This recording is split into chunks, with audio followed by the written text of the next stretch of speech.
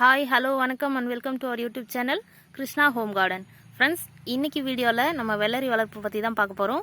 வாங்க வீடியோக்குள்ள போலாம். Friends, இந்த வெள்ளரி வளர்க்கிறதுக்கான சீசன் வந்து நீங்க ஜனவரி பிப்ரவரியில விதை போட்டீங்கன்னா சரியா இருக்கும். கோடை காலத்துல நம்ம அறுவடை எடுக்கலாம். பாருங்க, கோடை காலத்துக்கு ரொம்பவே உகந்த ஒரு காய்கறி இது. பச்சையாவே நம்ம சாப்பிடலாம். இத பத்தி எல்லாருக்குமே நல்லா தெரியும். நிறைய பேருக்கு பிடிச்ச விஷயமும் இது. வெள்ளரி பிஞ்சு வந்து எல்லா இடத்துலையும் கிடைக்கும், வெள்ளரி காய்கள் கிடைக்கும். ஆனால் பழம் வந்து சிட்டியில் இருக்கிறவங்களுக்கு கிடைக்கிறது ரொம்ப கஷ்டம்தான். கிராமங்களில் இருக்கவங்களுக்கு எப்போவாவது சீசன் டைமில் ரேராக கிடைக்கும். ஆனால் டவுனில் இருக்கவங்களுக்கு அதுவும் கஷ்டம்தான். இந்த மாதிரி வீட்டில் நம்ம வளர்த்துக்கிட்டா தான் உண்டு. மாடி தோட்டமோ இல்லை வீட்டு தோட்டம் இருந்தால் அந்த இடத்துல வளர்த்துக்கலாம் ஈஸியாக. இப்போ இந்த வீடியோவில் அது நம்ம விதையிலேருந்து முழு வளர்ச்சியை நான் உங்களுக்கு பார்க்கலாம். இப்போ நம்ம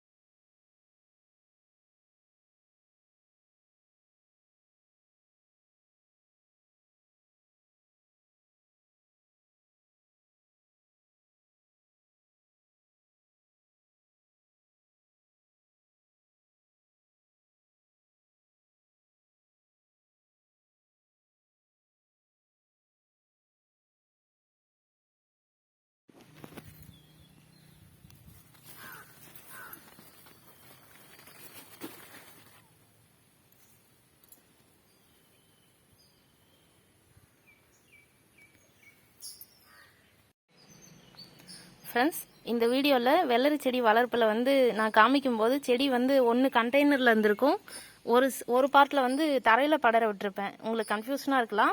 நீங்கள் பாட்டில் வளர்க்குற மாதிரியா இருந்தால் கொஞ்சம் பெரிய சைஸ் பாட்டாக சூஸ் பண்ணிக்கோங்க.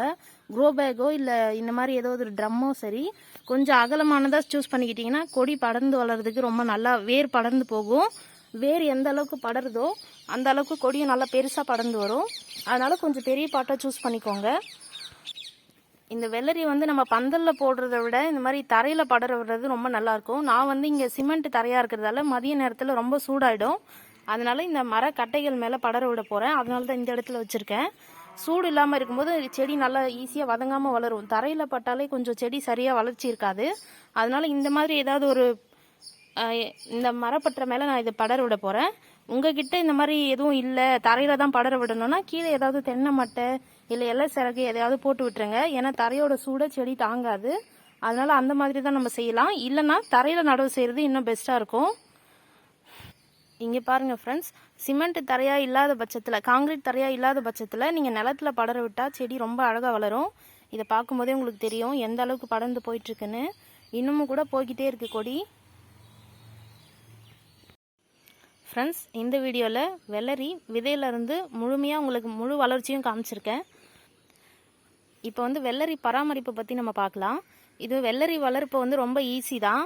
இதில் வரக்கூடிய ஒரே பிரச்சனை இந்த சிகப்பு வண்டுகள் மட்டும்தான். இதை நம்ம சமாளிச்சிட்டாலே இந்த செடியை ஈஸியாக வளர்த்துடலாம். நம்ம பாருங்கள், நம்ம சின்னதாக செடி வளரும் போதே இந்த பிரச்சனை ஆரம்பிச்சிடும். அதுக்கு வந்து நம்ம புளிச்ச மோரையும் கோமியத்தையும் மாற்றி மாற்றி தெளித்தாலே போதும். அந்த தொல்லையிலேருந்து ஈஸியாக செடியை காப்பாற்றிடலாம். நான் அப்படி தான் பண்ணேன். இங்கே வந்து ஒரே ஒரு தடவை தான் பஞ்சகாவியாக தெளித்து விட்டேன்.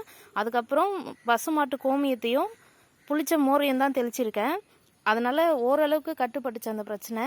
செடியும் சூப்பராக நல்லா படர்ந்து வளர ஆரம்பிச்சிது. உங்களுக்கே நல்லா தெரியும், பார்க்கும்போதே தெரியும். அதை மட்டும் சமாளிச்சிட்டாலே போதும், நம்ம ஈஸியாக செடியை வளர்த்துடலாம். ஆனால் டெய்லியும் தண்ணி பாய்ச்சணும். செடிக்கு வந்து அதிகமான தண்ணி தேவைப்படும். எப்பவும் செடிக்கு ஈரம் இருந்துகிட்டே இருக்கணும். செடி வந்து வெயில் படுற மாதிரி இடத்துல போடணும். நீங்கள் கொடி வளர வேண்டிய இடம் வந்து நல்ல வெயில் படுற இடமா இருக்கணும். அப்படி இருந்தால் தான் செடி நல்லா வளரும், நல்லா காய் பிடிக்கும். நிழலை நட்டுட்டா அது நம்ம நடுறது வேஸ்ட்டு தான். ஏன்னா எந்த அளவுக்கு வெயில் இருக்கோ அந்தளவுக்கு காய் வைக்கும். வெயில் இருக்கிற அதே சமயம் தரையில் ஈரமும் இருக்கணும். அது ரொம்ப முக்கியம். இதை மட்டும் நம்ம இந்த செடிக்கு செஞ்சால் போதும், ரொம்ப நல்ல அறுவடை கொடுக்கும். ஓகே ஃப்ரெண்ட்ஸ், இந்த வீடியோ உங்களுக்கு யூஸ்ஃபுல்லாக இருந்திருக்கும்னு நினைக்கிறேன். தேங்க்யூ. தேங்க்ஸ் ஃபார் வாட்சிங்.